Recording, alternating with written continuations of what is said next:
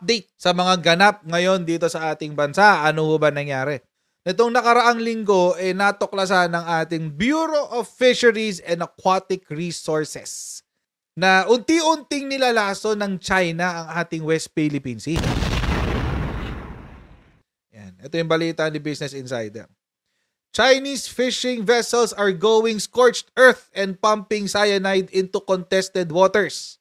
Yan ang scorched earth talaga.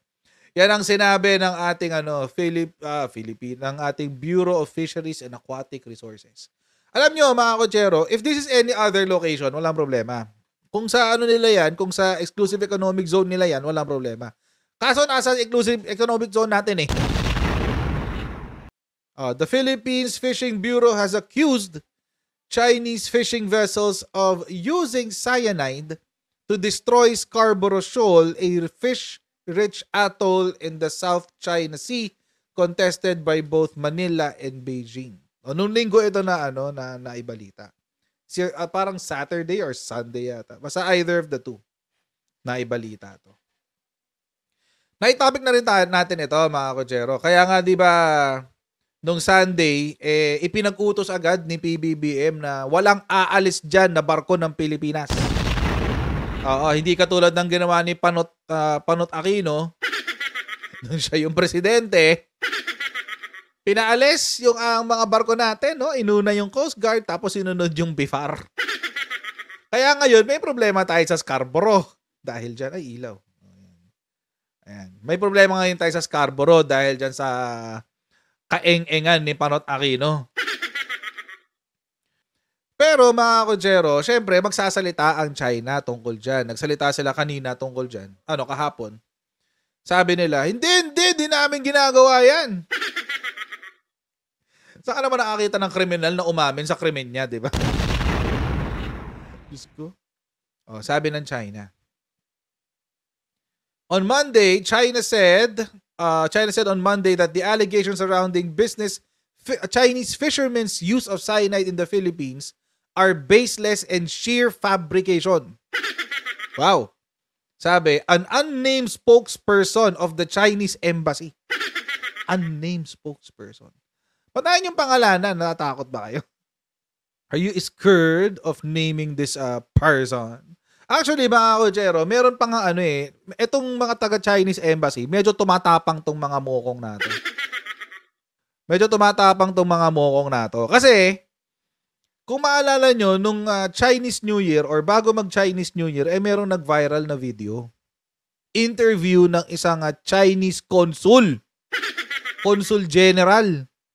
Mamaya, papakita ko sa inyo yan. Pero ang sabi ng China tungkol dito sa cyanide, the Chinese government attaches great importance to the protection of ecological environment and conservation of fishery resources and have taken resolute measures to crack down on any illegal fishing activities. Sa inyong lugar nga, hindi nyo maalagaan yung nyo dun environment and natural resources nyo sa China mismo. Tapos dito sa labas ng China, sabihin nyo, bida-bida kayo. Hayop! Awit, guys! Awit! Shoutout muna sa mga kaibigan natin sa Sendwave! Kung kayo ay nasa US, UK, Canada, Italy, France, Spain, Ireland, Belgium, ay pwede na po kayong magpadala ng inyong mga remittances sa Pilipinas. Gamit po ang Sendwave. Okay, ang gagawin nyo lang ay download ng Sendwave app. Gawa kayo ng account, lagay nyo ba ang account details dyan at pwede kayo magpadala sa GCash, Cashpay Cup at iba't ibang mga bangko sa Pilipinas. At kapag ginamit nyo pa ang promo code na Coach Jared sa inyong unang padala, ay makakakuha pa kayo ng karagdagang $20 free credit para pwede rin ipadala sa inyong mga minamahal sa buhay. Kaya gamitin na po si Sendwave for all of your remittance needs. Okay. The embassy added that continuous disinformation has led up to nothing but exacerbation of the maritime tensions and destabilization of bilateral relations. Sige nga pa, Tagalog nga yan. Baka hindi nyo naiintindihan to. Sulat lang kayo ng sulat. The groundless speculations, slanders, and inconsistent statements of spokespersons of relevant Philippine agencies can only place their professionalism and credibility in doubt. Nagsisinungaling pa raw yung sa atin, guys. Yung partido pa raw natin na nagsisinungaling. Parang to si ate, defensive siya. Matagal nang nasa files ko tong video na to eh. Nag-iintay lang ako ng moment para ilabas siya. So, ito na siguro yung moment para ilabas ko siya. Tulad nitong si ate na to. Tingnan nyo. I can tell you very clearly the award or arbitration you mentioned. It is illegal, now, and void. And why they are illegal? Tigas ng mukha na to. Alam nyo kung kailan niya sinabi to? Dito sa Pilipinas. Sa Iloilo. Ayan Iloilo City Government. Dapat pinapalayas to eh. Gara nung boses niya parang pang Bluetooth speaker. Your Bluetooth device is ready to pay. Grabe siya. Titinan niyo kung gaano katikas ng mukha ng nitong Chinese Consul General na to Consul General Zen ang pangalan niya. Tikas ng mukha nito. Tinawag niya na illegal sa Pilipinas yung arbitral ruling natin. I can tell you very clearly the award or arbitration you mentioned. It is illegal, now, and void. Now. Why they are illegal, now, and void? I can also give you the details, but it's very time consuming. So that's why I bring with me a white paper on this issue. White Let me, paper? my colleague help. Tigilan nyo kami sa white paper nyo. Anak ng tipaklong. Ano po yung white paper? White paper, mga kotsero, essentially, pag-aaral yan, it's a research study. Ang white paper, pero hindi yan peer-reviewed. Ibig sabihin, walang ibang nakapag-aral yan. Sila-sila lang. White paper talaga. Yung permanent, yung decision ng Permanent Court of Arbitration, that is now part of international law. Tapos ang isasagot nyo sa amin, white paper. Baka kung sinong college student lang ang sumulat niyan. Lalo na galing China, made in China. Made in China yung diploma. Diba? Punong-puno ng Chinese propaganda. Diyos ko. Tuloy natin. To deliver it to you. You can study it and you can learn more historical facts and legal facts. Grabe. Baka magdilat ng mukha sa atin. Dilat na dilat yung mata ni ate doon Hindi matapos yung video, no? Historical facts and legal facts to tell you why this arbitration is illegal, now, and void. China has never and will never accept it. The second thing I want to stress is China's rights and interests and the territorial integrity over the South China Sea. They are deeply grounded in the historical facts and the legal facts and also in the international law. Anong basis nun? So that is the second thing. The third thing I want to stress that is disputes on sea cannot define the overall bilateral relationship. They are not the entirety of the bilateral relationship. Okay. And China always uphold the policy to settle disputes through peaceful consultations. Hindi nyo naman ginagawa yan. Sinungaling kayo. Buti wala ako dito. Ako nandito ako. Baka na-kick out ako sa venue. Sinungaling tong Consul General ng Zhang Zhen. Pangalan niya, Zhang Zhen. Sinungaling ang wala. Kailan kayo nagkaroon ng peaceful collaboration and consultation? Tigilan ako. And that is very crucial and important. We will not accept any kind of provocations. Ba't nandito ka pa? And I'm Alis ka also na nga. glad to share with you that is in this year, in January, the two sides just held the new round of meeting. And that is BCM. We call it BCM. That is bilateral consultation mechanism. on the China Sea issue. That is the 8th meeting between the two countries' foreign ministries. Imagine nakakawalong meeting na wala pa rin na-achieve. Diba? Imagine nakakawalong meeting na wala pa rin na-achieve. Sabi kayo.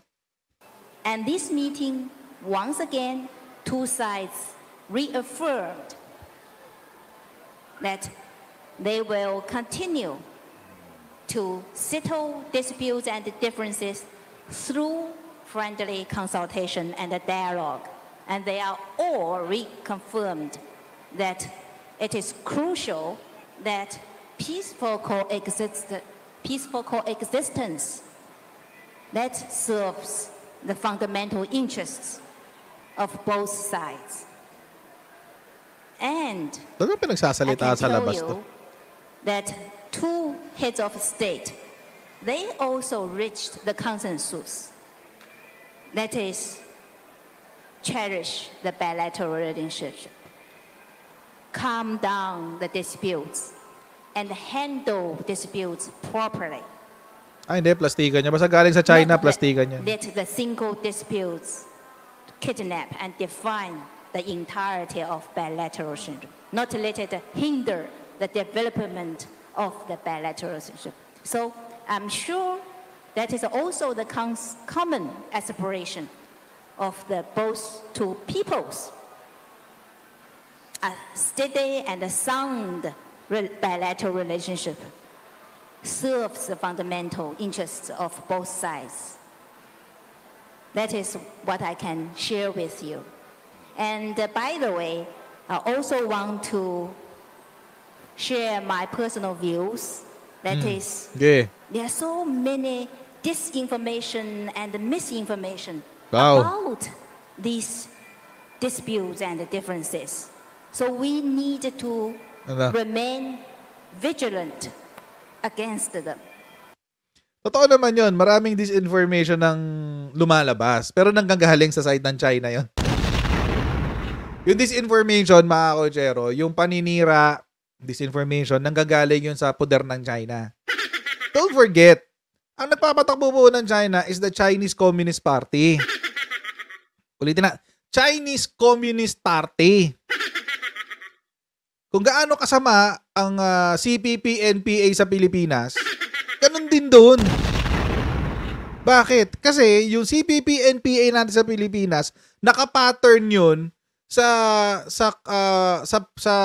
kind of communism ng China. Dahil nakabase yun sa Red Book ni Mao.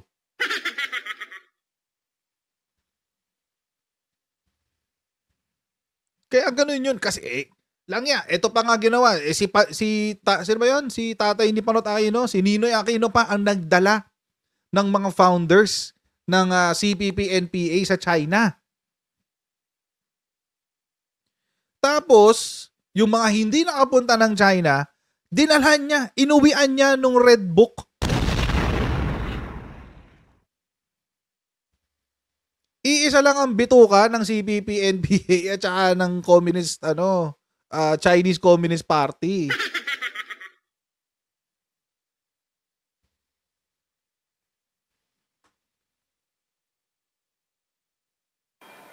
Some anti-China forces, they like to hype up and dramatize those things.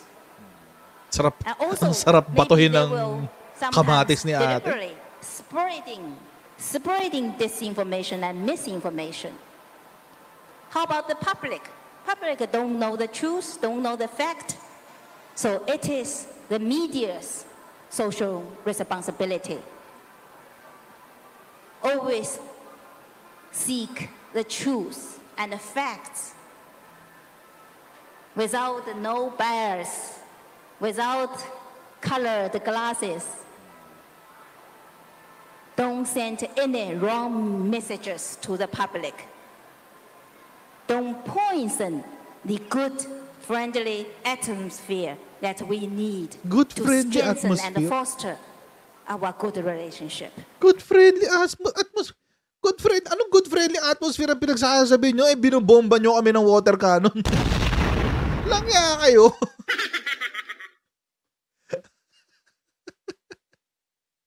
Ayun yung gaslight. Literal na gaslight, guys. Literal na gaslight yun. O, saan daw sa probinsyang saan daw nag-speak? Ayan, Iloilo. Ano kaya sinabi ng Iloilo City Government dito, no? Pagkatapos ng may session nila. Grabe, tigas ng mukha ni ate, no?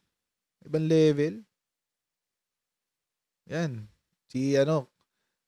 At saka yung dating niya, she's very smug. She's very smug about it. Nakakairita yung ano mo swerte na ito? Swerte ni ate, hindi siya binatuhan ng kamatis dyan. O kaya yung mga panis na gulay, yung mga lantang gulay.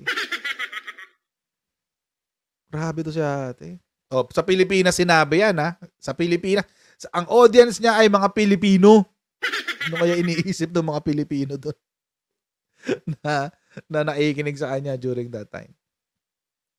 But anyway, so yun nga, ang sabi, wag daw maging OA. Sabi ng China. Wag daw maging OA. Pero, nagsalita na si Presidente.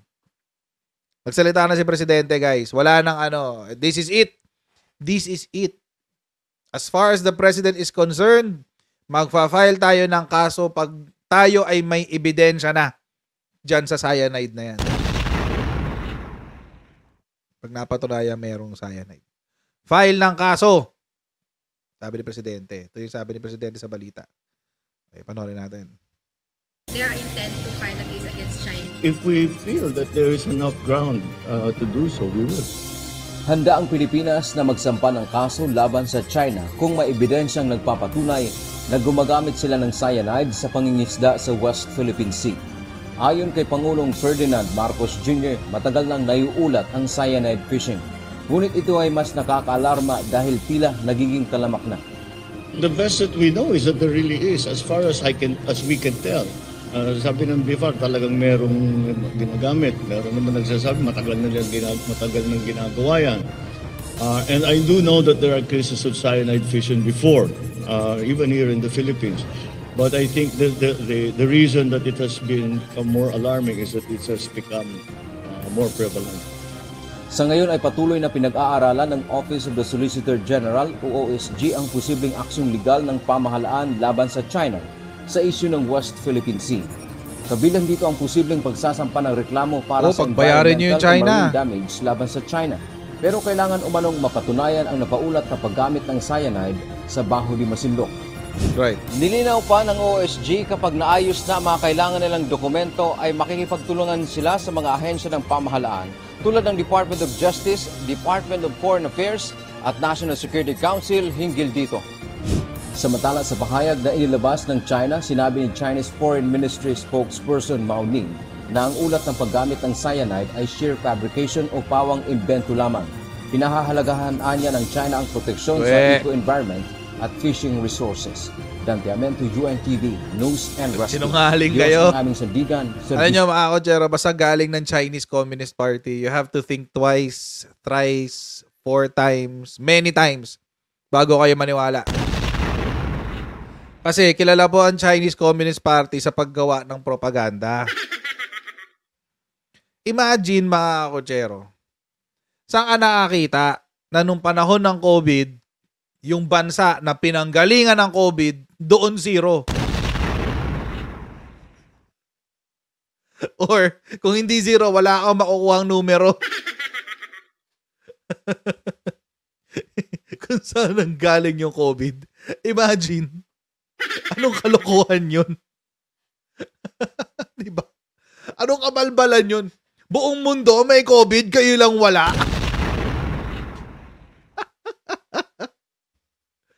Diyos ko. Grabe. Ibang level, guys. Ibang level yun. Buong mundo may COVID. Sila lang ang wala. Yan tuloy. Kakasinungaling nila. Sila yung pinakamatagal na nag-open. Sila yung pinakamatagal na bansa na nag-open ng economy. At dahil sila yung pinakamatagal, di mas matagal silang nagutom. Galing kay Kibuloy daw yung COVID.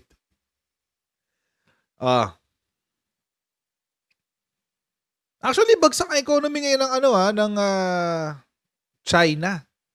Dahil foreign direct investments. Bagsak siya ng 30% if I'm not mistaken. Wait. Let me get the details. Bagsak ang economy ng China. Wala silang karapatan mag-angas ngayon. Wait. Konti na lang, recession na sila. Tao dito.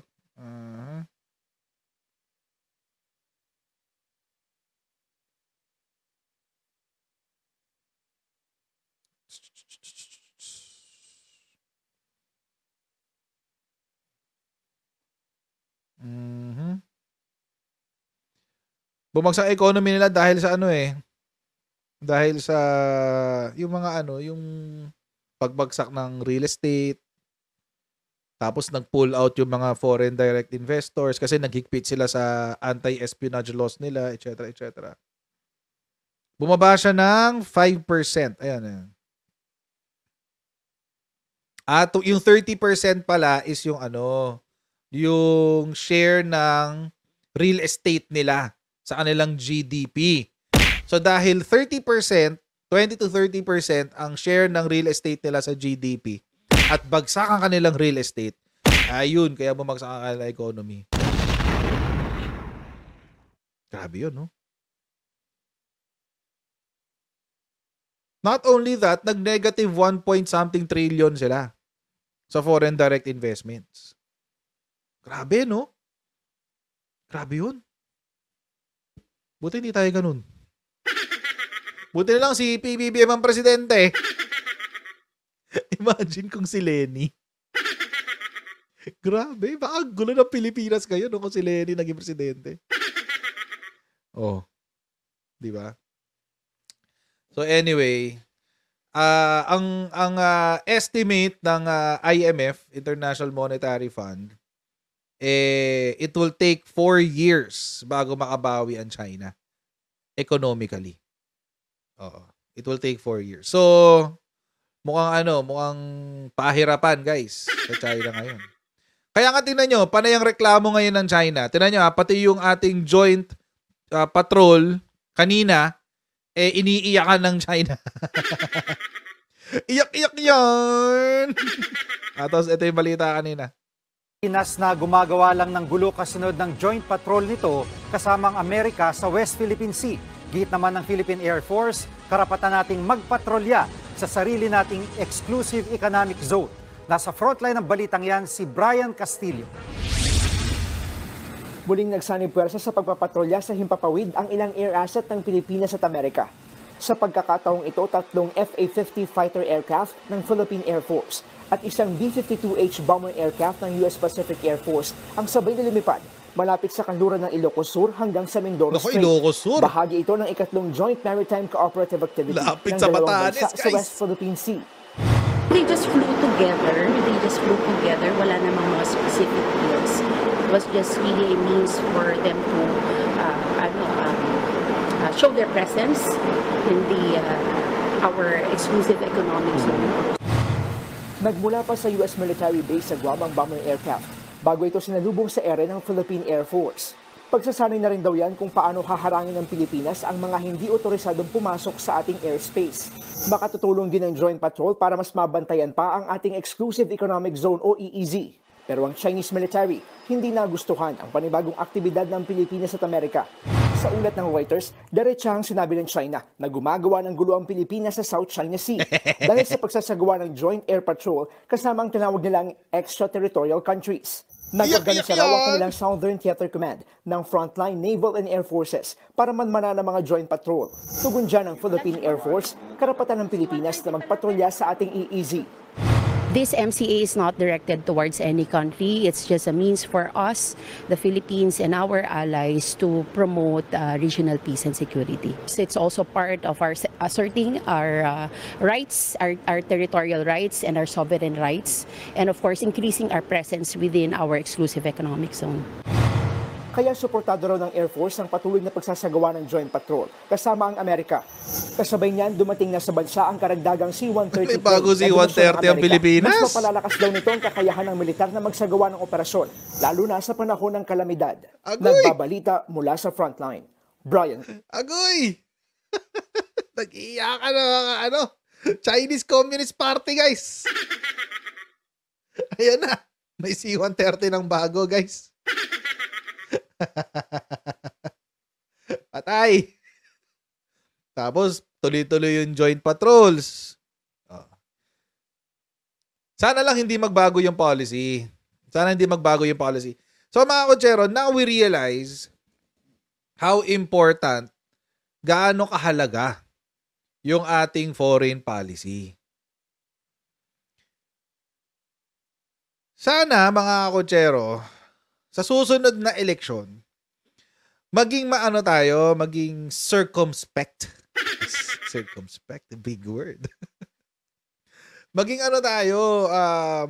mapagmatsyag at maging reflective. Pag nilaya natin, maigi. Kung may naisip na kayo na pangalan, pag-isipan nyo pa mga 10 beses.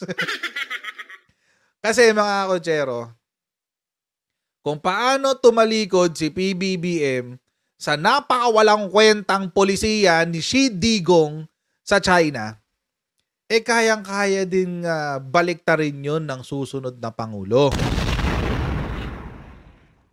At kapag binaliktad ito ng susunod na Pangulo, delikado na naman tayo. Guys. Delikado na naman tayo. Nagsalita na ba yung frontrunner sa 2028? Wala pa rin. Nga pa rin. Wala pa rin sinasabi. Yung 50-50 ko, nagiging 60-40 na.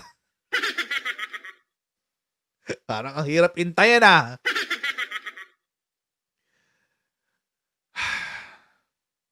Alam nyo mga kotsero, kung hindi man frontrunner si VP Sara sa 2028 elections, dapat pa rin siyang magsalita. Bakit? Kasi vice president siya.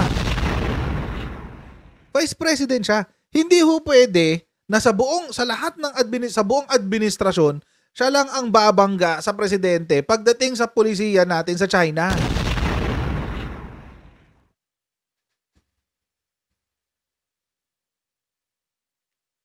Hindi ho pwedeng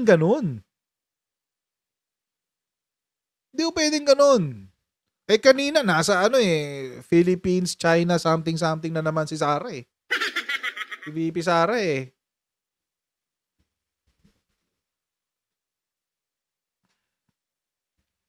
Paano yun? Hindi, well, in fairness, si FL nga na doon sa New Year's party ng Chinese Embassy. Pero siguro, buti hindi si presidente yung nandun. Baka pinapunta lang kasi syempre para hindi naman tawaging bastos or something. Diba?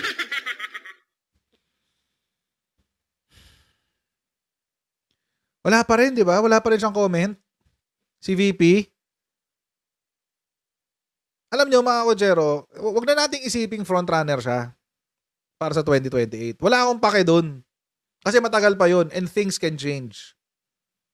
So wala pa ako masyadong pake dun sa pagiging frontrunner niya sa At besides, dikit silang dalawa ni Tulfo. Nakakatakot nga eh. Nakakatakot nga kasi parehong hindi mo alam kung ano yung direksyon nilang dalawa. Nakakainis. Kailangan natin ng 3rd, 4th, and 5th option. Please. Sana may kumandidato. na third option na viable. As in, mga kotsero. Sana meron. Tahimik pa rin si Sara.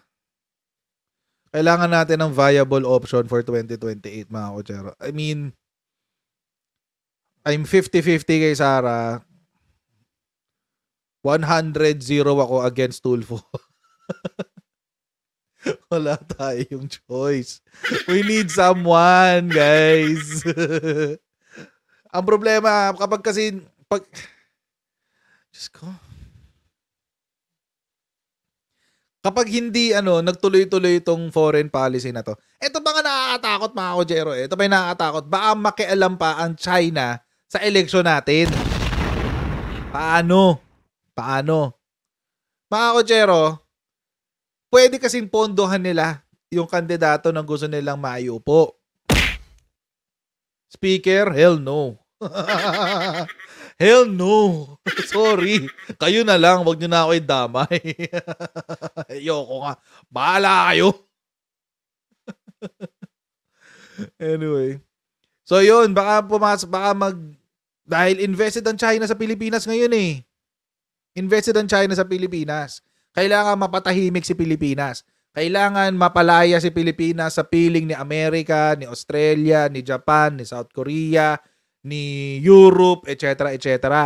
Kasi baka mabuo yung Asian NATO. Kawawa naman si China at si North Korea. Kaya ganun.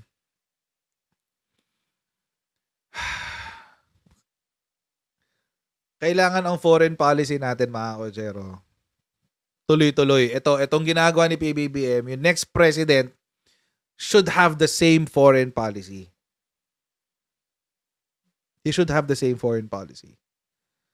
Kaya, ewan ko lang. Sana magkaroon ng viable candidate talaga. Kinabahan tuloy ako bigla sa 2028. Parang nakakatakot yung 2028, guys. Grabe. Nung 2022, ang labanan nun, Dilawan versus everyone else. Ganun yung labanan nun eh. Dilawan versus Marcos ang labanan nun. So, 'di ba? Yun ang investment ng mga tao noon. I think these elections, mas magiging invested ang tao sa 2028. Mas sobrang invested ang mga tao dito sa election na to. Number one, kasi they have to redeem yung etong mga Duterte, they have to redeem their last name. Sobrang nasira sila eh. Nitong 2022, 2023 hanggang ngayon 2024. Sobrang sira sila eh. Luhod eh. Luhod ang Duterte eh. So, for them, this is do or die itong 2028. For sure, sa 2025, maghahanda na sila. For sure yan. Baka ang manalo sa 2025, most if not all, mga nasa partido ng Digong. Kung mangyari yon, mahirap ang 2028. Mahirap ang 2028 kung mangyari yon. Pero, sa 2028, it's do or die sa mga Duterte supporters. So, for them, syempre mas invested sila. So, hindi natin alam. Kaya nakakatakot yung 2028. Baka mamaya, yung kandidato na isusulong ng mga Duterte, alam nyo naman yung connection nila sa China. Diba? Or baka hindi natin alam. Diba? Hindi nila i-declare kung sino yung susuportahan nila. Para hindi para hindi masira ang kanyang reputasyon at kredibilidad sa 2028 elections, di ba? Kunyari, hindi endorse pero secretly nagpopondo, di ba? Pwede yun eh. I think this will be a battle between Duterte supporters tsaka administration supporters. Yung mga dilawan, irrelevant na yan. Wala na yan. Matatagalan pa sila. Mintay pa sila ng mga 30 years. Pag tumanda na yung mga katulad ko na lumaki sa panahon ni Corazon Aquino. Matagal-tagal pa yun. Hintay pa sila ng mga 20 years. Yan, pwede na. Pero yung itong susunod na election, this will be between Duterte and Marcos. For sure. This will be between Duterte and Marcos. Ay, naka. Let's see kung sino yung magiging kandidato sa 2028. Sana yung hindi pro-China para hindi tayo inuuto. Tinan yung ginawa ng Consul General, di ba? Diyos ko. Harap-harapang utuan, nakakabuisit. Harap-harapan talagang utuan yun. So yan mga kutsero, hanggang dito lang po muna tayo for today! Huwag niyo po kalimutan mag-like, share, and subscribe sa ating Coach Jared YouTube channel at paki-follow na rin po tayo sa ating Facebook page. Pa-like and updated sa mga ganap dito sa aking channel, and I'll see you in our next Coach Jared Live. Alright, God bless and see you next time, guys. Bye!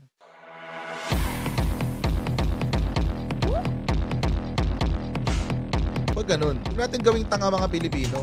Mas maganda kasi nasa lugar ka ng tama kaysa yung pinipilit mo yung pagkakamali.